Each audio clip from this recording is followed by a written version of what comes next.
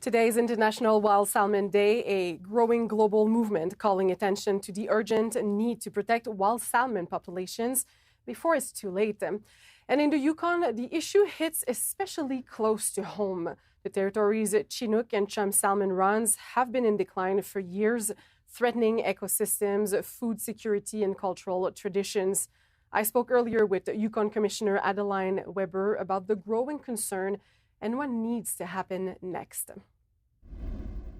Commissioner Adeline Webber, thank you so much for meeting with us on this gorgeous day. We're by the Yukon River to talk about the importance of salmon. This year, once again, you have declared June 1st as the Wild Salmon Day. What's behind that decision? It's really important to ensure that the salmon have an opportunity to recover.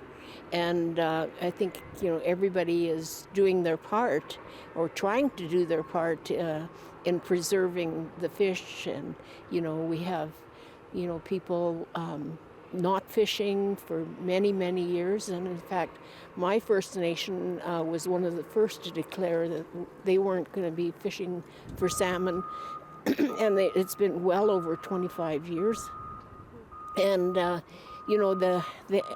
not only does the lack of protection of salmon affect people, it also affects the animals and the birds, and because that's what they rely on as well. So it's really important to ensure that we protect the salmon as best we can and do what we can to help them recover. You're talking about your First Nation. Yes. Just then. What comes to mind when you think about salmon and growing up around that?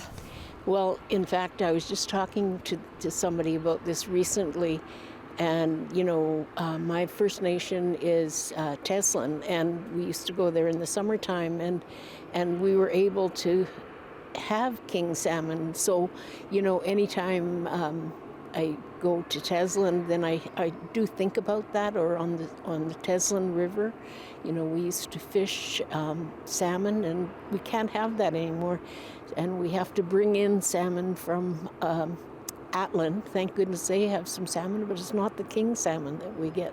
So it's what we used to have, and we miss that. What's the impact that it's been having on First Nation, the decline of salmon? The impact is immense. Like, not only do they not have it for food, they also cultural teachings around fish, how to cut the fish, how to preserve it, and to also help the salmon protect them and make sure that there's enough for everybody, including the animals. With this day in honor of the salmon, what's the message that you want to send to people? I think to be aware, do whatever you can to ensure that the salmon do have the protection they need in your community. If you're on city council. The band councils, the First Nation councils, and government, that those things are really important, and everybody needs to do something. Have you seen any action taking over the last few years that is giving you hope? Well, definitely the release of the fish fry always inspires me, because I see so many of them, and I see the children just so engaged. And to me, that's, they become aware of how important salmon is to the ecosystem, and that they're learning early that they have to be involved. Yes. And on the opposite of that question is, what's missing? What's not being done right now that should be? I guess more attention towards it, not just at this time, but throughout the year. There needs to be action there. There's pollution everywhere, and that affects our fish as well. And so if you see things like that happening, then it's important to bring it up and help the fish. My last question is, when you look at the river, when you look at, you have a salmon in your hand, what comes to mind? Well, memories of my mother.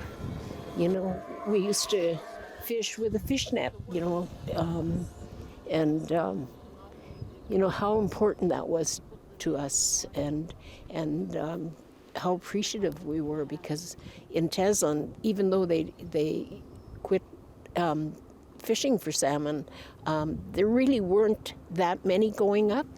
So, you know, what we did get, we really appreciated. So, yeah, that's what comes to mind for me.